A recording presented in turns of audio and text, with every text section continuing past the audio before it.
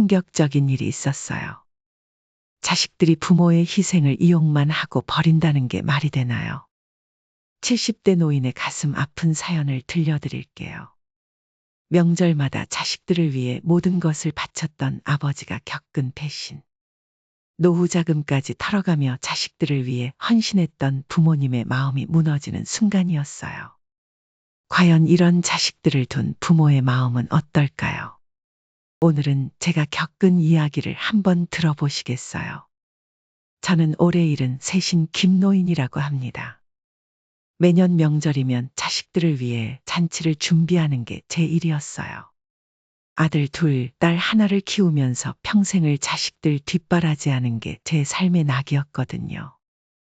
명절이 다가오면 한 달 전부터 장을 보고 음식을 준비하면서 설레는 마음으로 기다렸어요. 하지만 요즘 들어 자식들의 태도가 많이 달라졌어요. 예전에는 그래도 부모님 댁에 와서 하룻밤이라도 묵고 가더니 이제는 밥 한 끼 먹고 바로 가버리더라고요. 그것도 모자라 홍삼 한 박스 사오면서도 얼마나 비싼지 투덜대는 모습을 보면 가슴이 찢어질 것 같았어요. 특히 이번 명절에는 정말 서운한 일이 많았어요. 며느리들은 음식을 준비하는 제 아내를 돕지도 않고 소파에 앉아서 휴대폰만 만지작거렸어요. 아들들은 밥 먹자마자 피곤하다며 누워버렸고 딸은 친정이라고 편하게 있으면서도 도움 한 번 주지 않았어요. 제가 평생 모아온 노후 자금도 자식들 뒷바라지하느라 거의 다 써버렸어요. 큰아들 사업 자금이 필요하다고 할 때도, 작은아들 집 살 때도, 딸 결혼할 때도 아낌없이 지원해줬거든요. 그때는 자식들이 잘 되는 게 제 행복이라고 생각했어요. 그런데 이제 와서 보니 자식들은 그런 제 마음을 전혀 이해하지 못하는 것 같아요. 명절 때 가져오는 선물도 점점 더 저렴해지고 그마저도 아까워하는 눈치더라고요. 제가 그동안 해준 것들은 다 잊어버린 것처럼 행동하니 정말 마음이 아팠어요. 얼마 전에는 큰며느리가 명절 음식이 너무 많다고 불평하는 소리를 들었어요. 제가 정성껏 준비한 음식인데 낭비라고 하더라고요. 그동안 제가 얼마나 자식들을 위해 살았는지 그들은 전혀 모르는 것 같았어요. 명절날 아침부터 저녁까지 서서 음식을 준비하는 동안 자식들은 각자 핸드폰만 보면서 시간을 보냈어요. 제 다리는 퉁퉁 부어올랐지만 그 누구도 걱정해주지 않았죠. 밥 먹을 때도 맛있다는 말 한마디 없이 대충 먹고 일어나 버렸어요. 이제는 자식들이 명절에 오는 것조차 부담스러워졌어요. 그들의 형식적인 방문과 냉담한 태도를 보면서 과연 내가 이렇게까지 희생할 필요가 있었나 하는 생각이 들더라고요. 매번 명절마다 커지는 서운함을 어떻게 해야 할지 모르겠어요. 자식들이 모두 떠나고 나니 집안이 너무 허전해졌어요.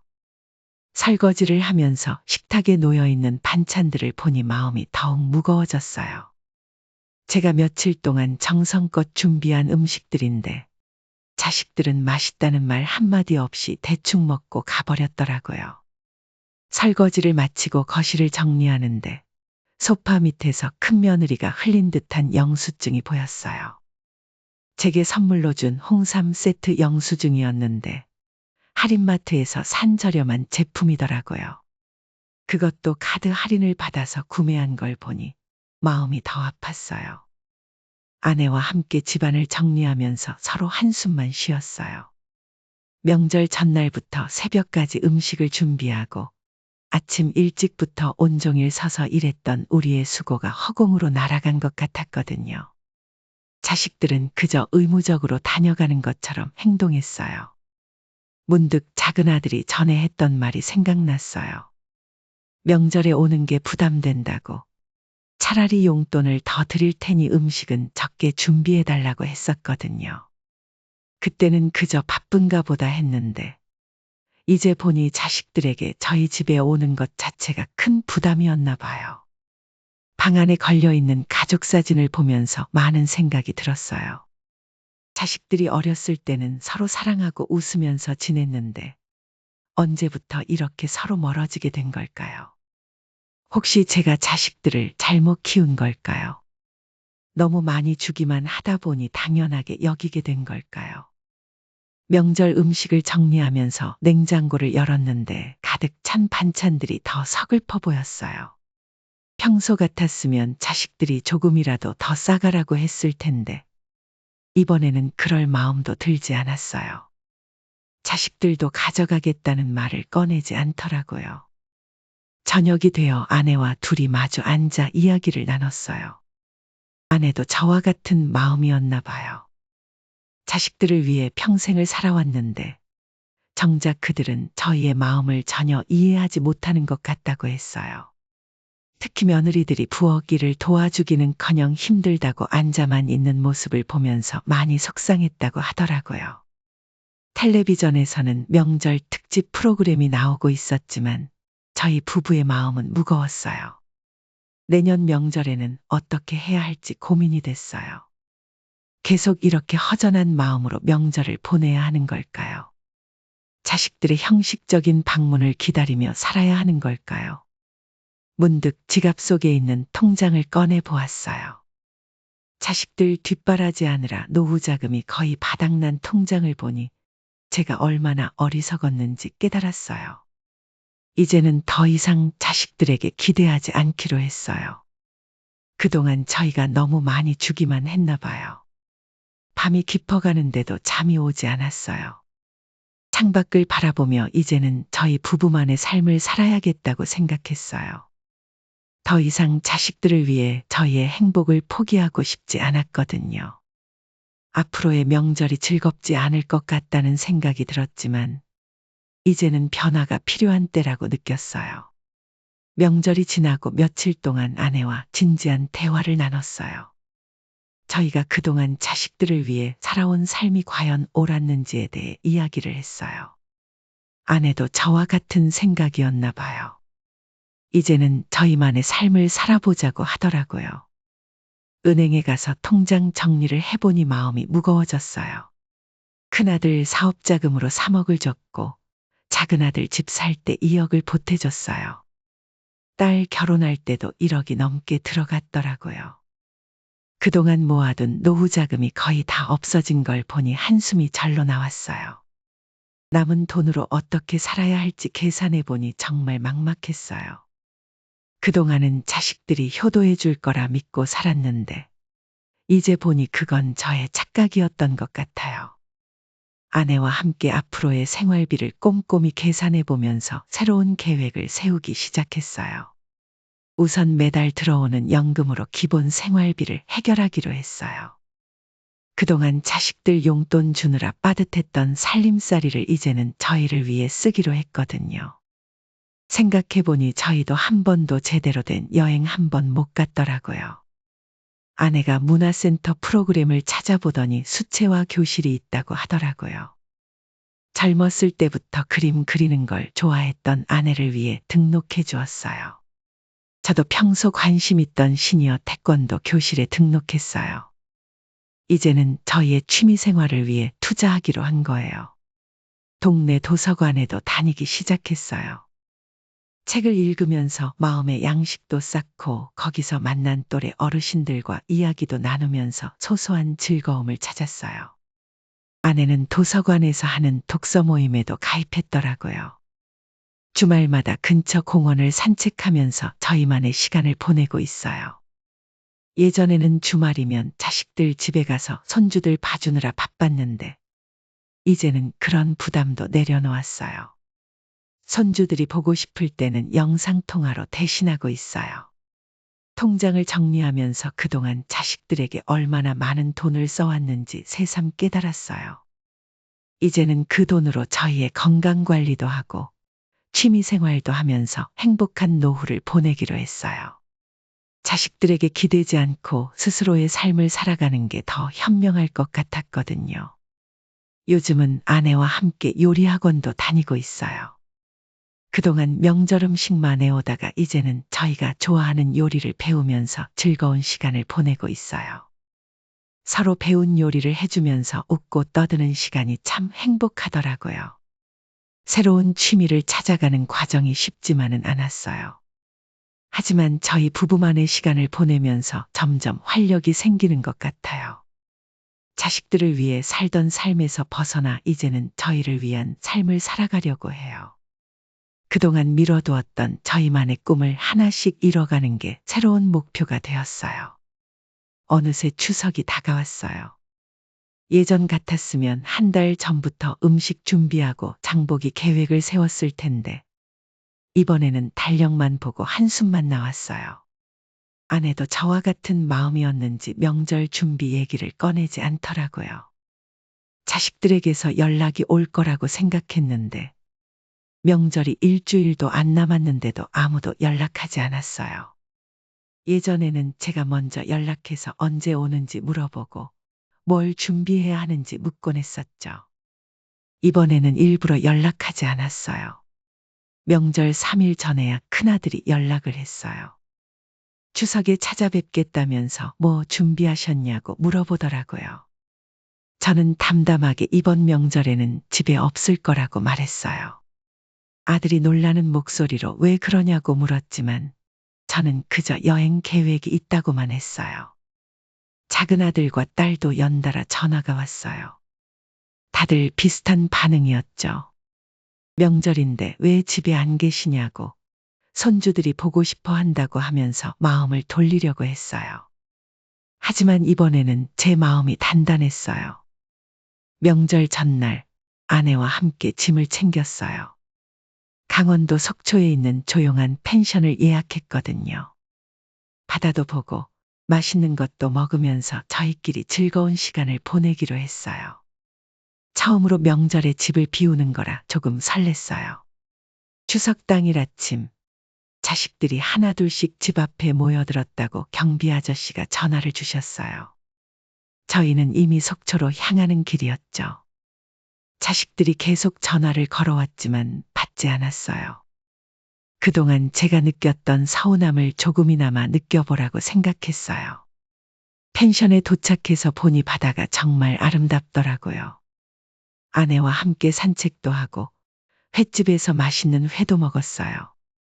명절이라고 바쁘게 움직이며 음식 준비하느라 허리가 휘는 게 아니라 처음으로 여유롭게 시간을 보냈어요.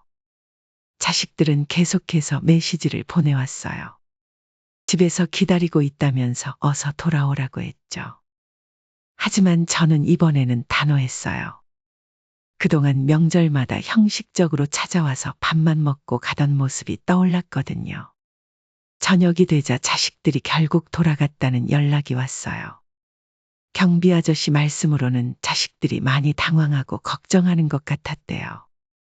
처음으로 명절에 부모를 만나지 못하니까 마음이 불편했나 봐요. 바닷가 펜션에서 보내는 명절은 생각보다 평화로웠어요. 창밖으로 보이는 바다를 보면서 아내와 이야기를 나눴어요. 그동안 저희가 너무 자식들 눈치만 보며 살았다는 걸 새삼 깨달았죠. 이제는 더 이상 그러지 않기로 했어요. 속초에서의 둘째 날, 자식들이 또다시 연락을 해왔어요. 이번에는 어머니 생각은 안 하시냐면서 손주들이 할머니가 해주시는 송편이 먹고 싶다고 칭얼댄다고 하더라고요. 예전에는 이런 말만 들어도 마음이 약해졌을 텐데 이상하게 이번에는 그렇지 않았어요. 아내와 함께 조식을 먹으면서 자식들 얘기를 했어요. 아내도 처음에는 마음이 좀 아프다고 했지만 이제는 오히려 홀가분해 보였어요. 그동안 명절만 되면 며느리들 눈치 보느라 얼마나 힘들었는지 이제야 털어놓더라고요. 큰 며느리가 보내온 메시지를 보니 평소와는 다른 느낌이었어요. 죄송하다는 말도 있고 그동안 너무 당연하게 생각했다면서 반성한다는 내용이었죠. 작은 며느리도 비슷한 톤으로 메시지를 보내왔어요. 아마도 명절날 빈집을 보고 많은 생각을 한 모양이에요. 속초시장에서 점심을 먹는데 딸아이한테 전화가 왔어요. 울먹이는 목소리로 자기가 효도를 제대로 못했다고 하더라고요. 저는 담담하게 이제부터라도 부모의 마음을 이해하려고 노력하면 된다고 했어요. 오후에는 아내와 함께 해변을 거닐었어요. 파도 소리를 들으며 걷다 보니 그동안 자식들에게 너무 많은 걸 바랐던 것 같아요. 저희도 이제는 저희만의 삶이 필요하다는 걸 깨달았죠. 자식들도 이런 변화를 통해 부모의 소중함을 알게 되길 바랐어요. 저녁에는 자식들에게 긴 메시지를 보냈어요. 그동안 부모로서 최선을 다했고, 이제는 저희도 저희만의 시간이 필요하다고 썼어요. 명절이라고 형식적으로 찾아오는 것보다 진심으로 부모를 생각하는 마음이 더 중요하다는 것도 덧붙였죠. 셋째 날 아침, 자식들이 보낸 답장을 읽었어요. 다들 깊이 반성하는 내용이었어요. 큰아들은 그동안 아버지의 희생을 당연하게 여겼다면서 미안하다고 했고, 작은아들은 이제부터라도 진정한 효도를 하겠다고 했어요. 펜션 테라스에서 커피를 마시며 아내와 이야기를 나눴어요. 이번 여행이 자식들에게도 저희에게도 좋은 전환점이 될 것 같다고요. 아내도 동의했어요. 이제는 저희도 행복해질 차례라면서 앞으로도 이렇게 둘이서 여행도 다니고 취미 생활도 하면서 살자고 하더라고요. 마지막 날, 집으로 돌아가는 길에 자식들이 또 연락이 왔어요. 이번 주말에 다 같이 모여서 식사라도 하자고 하더라고요. 하지만 저는 서두르지 말자고 했어요. 진정한 변화는 시간이 필요하니까요. 자식들도 이해한다면서 앞으로는 부모님의 생활을 더 존중하겠다고 했어요. 집으로 돌아오는 길이 어쩐지 더 가벼웠어요. 이번 여행을 통해 저희도 자식들도 많은 것을 깨달은 것 같았거든요. 무조건적인 희생이 아닌 서로를 이해하고 존중하는 관계로 변화하는 시작점이 된 것 같아요. 집으로 돌아온 후에도 여행의 여운이 계속 남아 있었어요. 그동안 명절이면 늘 긴장하고 피곤했었는데 이번에는 정말 편안하고 즐거웠거든요. 아내도 처음으로 명절을 즐겁게 보냈다면서 웃더라고요. 집 안에 들어서니 깨끗하게 정돈된 거실이 눈에 들어왔어요. 평소 같았으면 명절 음식 준비하느라 어질러져 있었을 텐데 이번에는 달랐죠. 주방에도 설거지 거리가 산더미처럼 쌓여있지 않아서 마음이 한결 가벼웠어요. 여행 사진을 정리하면서 아내와 추억을 나눴어요. 속초 해변에서 일출을 보며 찍은 사진, 시장에서 맛있는 음식을 먹으며 찍은 사진들을 보니 절로 미소가 지어졌어요. 그동안 이런 소소한 행복을 왜 몰랐을까 하는 생각이 들었어요. 문득 예전 명절 사진들이 생각났어요. 늘 똑같은 모습으로 찍혀 있던 사진들, 형식적인 미소를 지으며 찍었던 가족 사진들. 이번 여행에서 찍은 사진들은 달랐어요. 저희 부부의 진짜 웃음이 담겨 있었거든요. 자식들도 조금씩 변화하는 모습을 보였어요. 큰아들이 퇴근길에 들러서 과일을 사왔더라고요. 명절 때 못 뵈어서 죄송하다면서 앞으로는 수시로 찾아뵙겠다고 하더라고요. 진심이 담긴 말투에서 뭔가 달라진 게 느껴졌어요. 작은아들 내외도 주말에 찾아왔어요. 며느리가 직접 음식을 해왔는데 이전과는 다른 모습이었어요. 저희에게 맛있게 드시라며 정성껏 차려온 음식을 보니 마음이 따뜻해졌어요.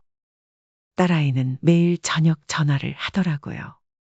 요즘 부모님께 효도하는 방법을 공부하고 있다면서 주말마다 시간 내서 찾아뵙고 싶다고 했어요.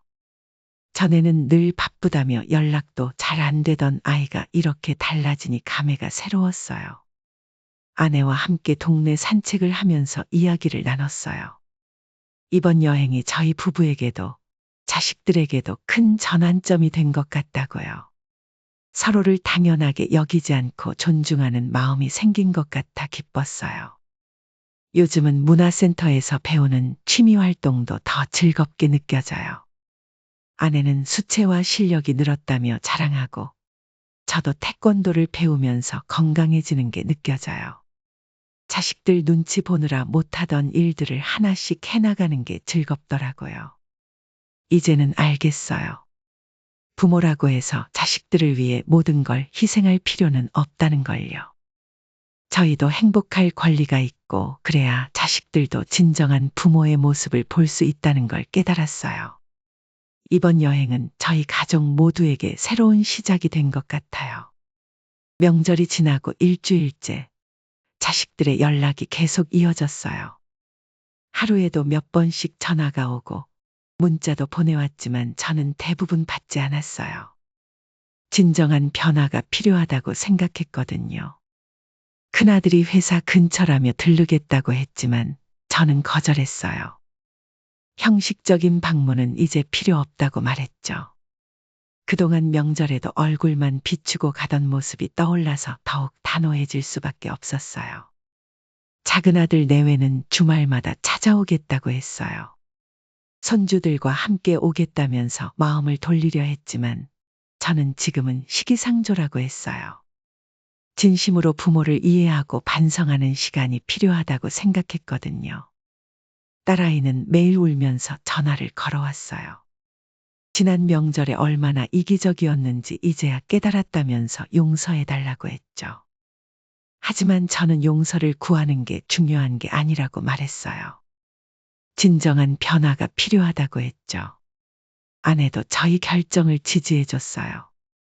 자식들이 진심으로 뉘우치고 변하기 전까지는 거리를 두는 게 좋겠다고 했어요. 그동안 너무 쉽게 용서하고 받아주다 보니 이런 상황이 된 거라면서요. 며느리들도 달라진 모습을 보였어요. 큰 며느리는 매일 아침 문자를 보내왔고, 작은 며느리는 직접 만든 반찬을 경비실에 맡겨두고 갔더라고요.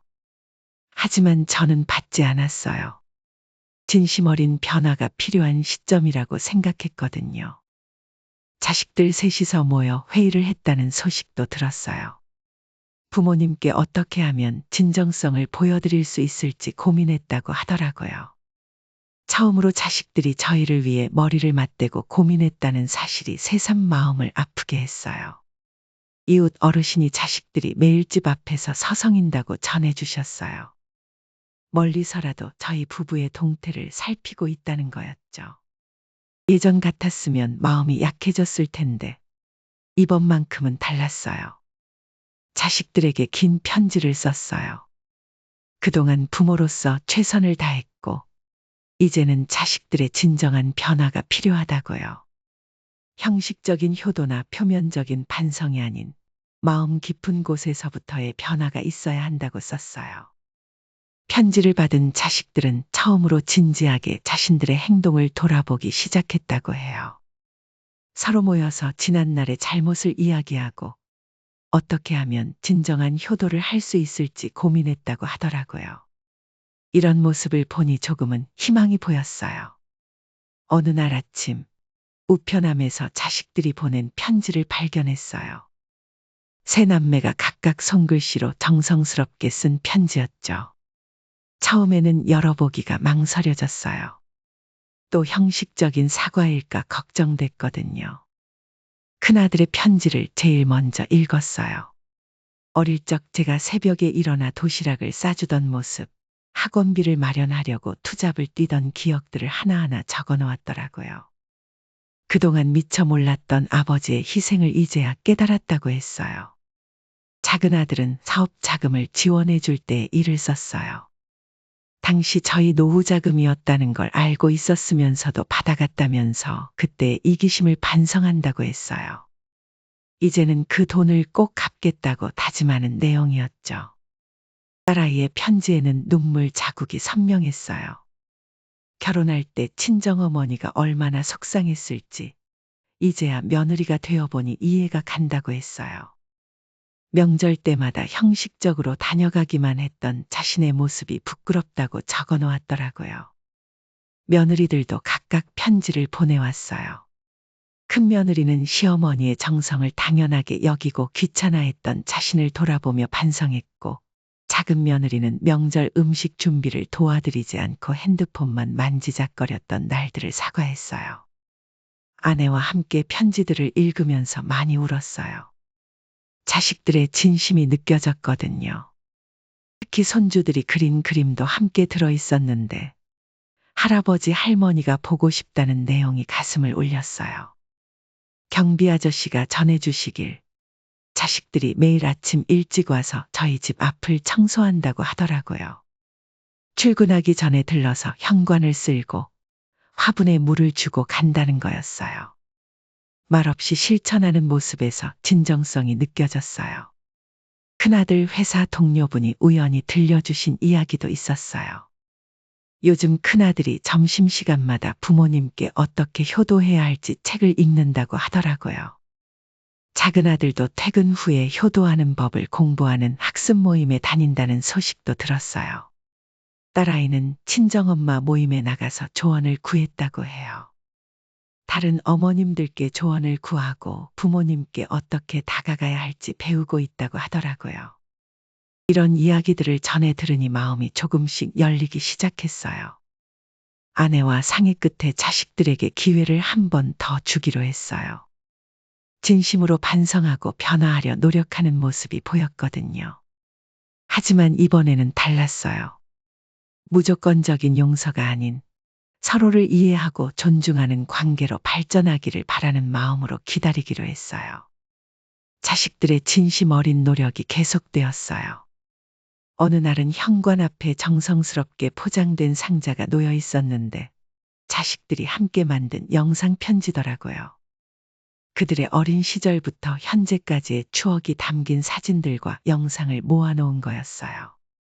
영상을 보면서 많이 울었어요.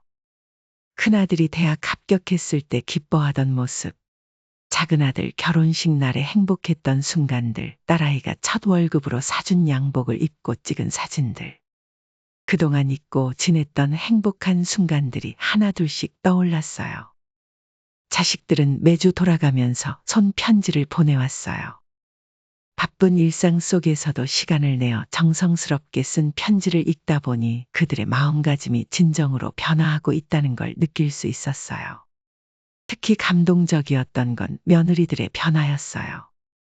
두 며느리가 함께 요리학원에 다니기 시작했다면서 다음 명절에는 시어머니의 손을 빌리지 않고 직접 음식을 준비하겠다고 하더라고요. 전통 방식의 음식 만드는 법도 배우고 있다고 해요. 손주들도 할아버지 할머니를 그리워하는 마음을 담아 그림 일기를 보내왔어요. 서툰 글씨로 쓴 그리움의 메시지가 가슴 한켠을 따뜻하게 만들었어요. 아이들의 순수한 마음이 전해져 오는 것 같았거든요. 아내와 이야기를 나누면서 자식들을 다시 만나볼 시기가 된 것 같다는 결론을 내렸어요. 그동안의 냉담한 태도가 오히려 자식들에게 깊은 깨달음을 주었고 그들이 진정한 반성과 변화의 시간을 가질 수 있게 해준 것 같았거든요. 자식들에게 짧은 문자를 보냈어요. 이번 주말에 시간이 된다면 모두 모여보자고요. 너무 부담스러워하지 말고 편한 마음으로 왔으면 좋겠다고 했어요.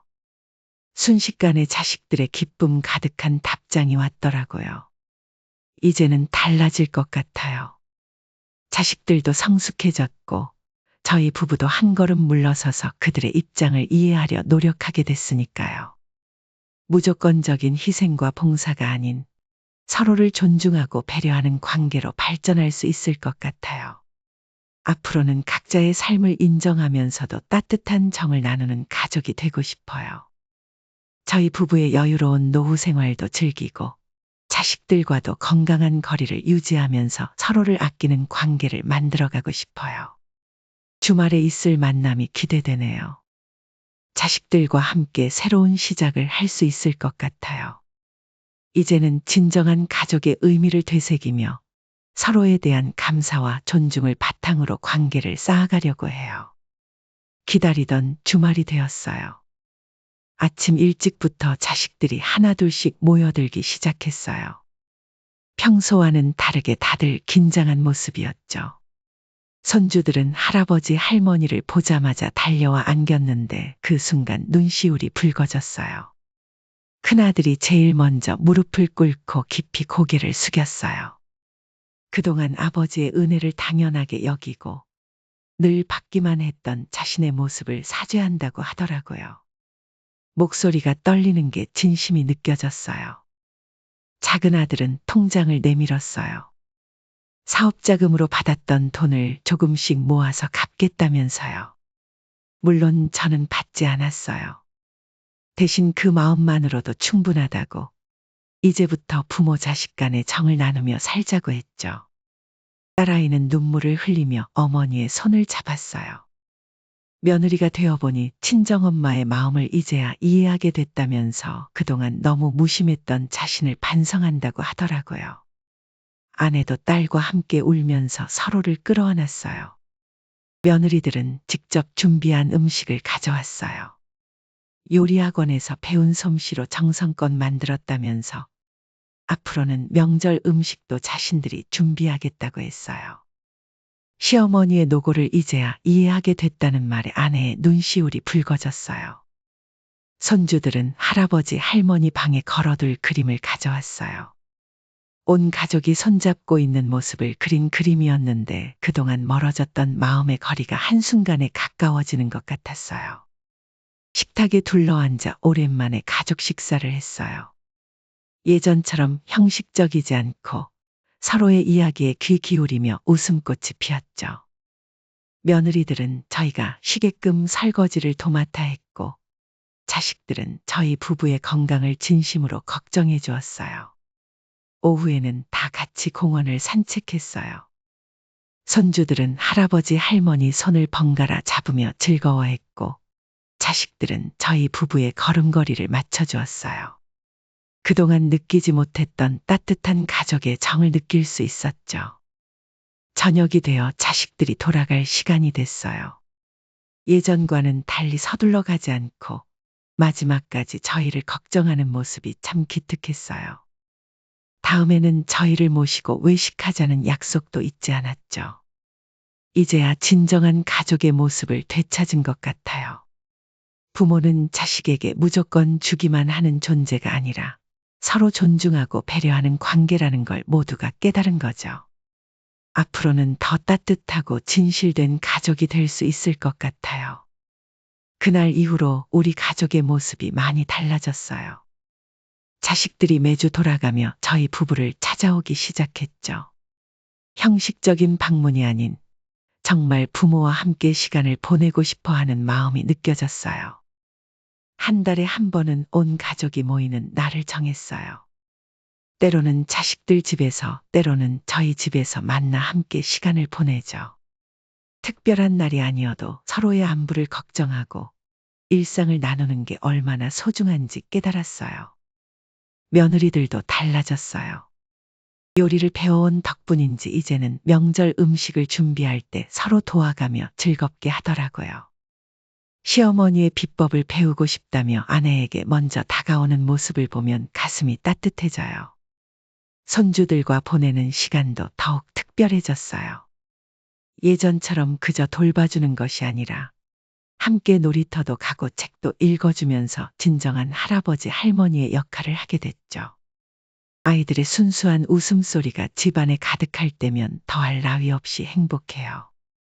자식들은 저희 부부의 취미생활도 적극적으로 지지해줘요. 아내의 수채화 전시회에는 온 가족이 찾아와 축하해 주었고 제가 태권도 승급 심사를 볼 때는 응원 현수막까지 준비해 왔더라고요. 이제는 명절이 더 이상 부담스럽지 않아요. 며느리들이 먼저 음식 준비를 하겠다고 나서고 자식들은 저희 부부가 편히 쉴 수 있도록 배려해 주죠. 함께 모여 웃고 떠들며 보내는 시간이 진정한 명절의 의미라는 걸 모두가 알게 된 것 같아요. 얼마 전에는 자식들이 깜짝 선물로 가족여행을 준비했어요. 제주도로 온 가족이 함께 떠난 여행은 평생 잊지 못할 추억이 됐죠. 바닷가를 거닐며 이야기꽃을 피우고 맛있는 음식도 함께 나누며 그동안 하지 못했던 이야기들을 나눴어요. 무엇보다 가장 큰 변화는 서로를 이해하려 노력하는 마음이에요. 자식들은 더 이상 부모의 사랑을 당연하게 여기지 않고 저희도 자식들의 삶을 존중하게 됐어요. 서로에 대한 배려와 감사가 우리 가족을 더욱 단단하게 만들어준 것 같아요. 이제는 진정한 의미의 가족이 되어가고 있다는 게 느껴져요. 무조건적인 희생이나 의무감이 아닌 서로에 대한 진심 어린 사랑과 이해로 맺어진 관계. 그것이 바로 제가 꿈꾸던 가족의 모습이었던 것 같아요. 여러분은 어떻게 생각하시나요? 부모와 자식 간의 관계에서 가장 중요한 것은 무엇일까요? 서로를 이해하고 존중하는 마음, 그리고 진정한 사랑과 배려. 이것이 행복한 가정을 만드는 비결이 아닐까요? 여러분의 생각을 댓글로 남겨주세요.